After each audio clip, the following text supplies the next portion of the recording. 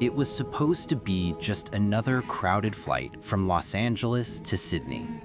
Daniel Brooks, a single father and paramedic, stood in line clutching his coffee and a crumpled boarding pass. He hadn't been on vacation in years. After losing his wife, every day had been about survival for himself and his little boy Ethan. Today was meant to be a fresh start, just a week by the ocean. When the gate attendant suddenly smiled and said, "Sir, you've been upgraded to first class," Daniel almost didn't believe it. Maybe finally a little luck. Daniel slid into the wide leather seat. For the first time in forever, he felt like he could breathe. But then he heard it. The sound of a baby crying a few rows behind him.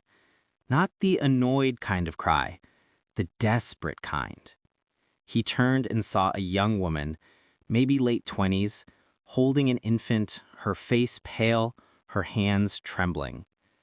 A flight attendant was explaining softly, "I'm so sorry, ma'am.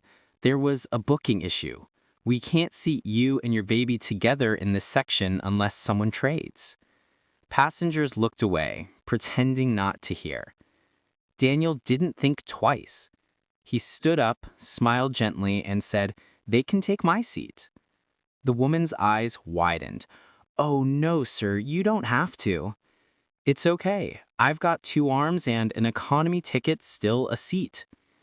And just like that, he gave up the one luxury he'd had in years, without regret. Daniel gathered his backpack, ready to disappear into the crowd.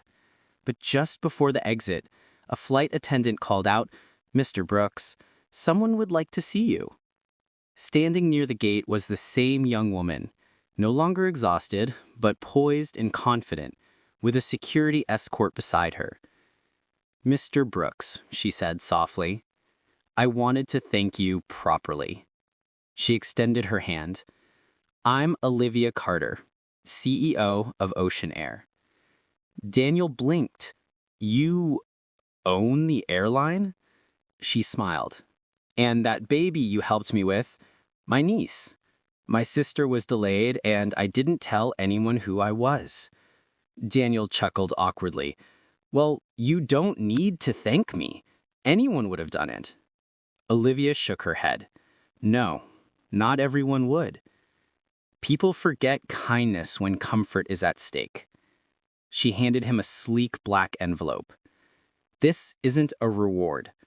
Think of it as a reminder that compassion still matters." Inside was a lifetime pass for Ocean Air. First class.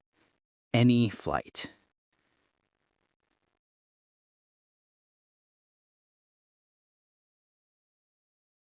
That night, as Daniel watched the waves roll in, he smiled. Not because of the free flights, but because someone had noticed the one thing that truly mattered. Kindness. The kind that still has wings.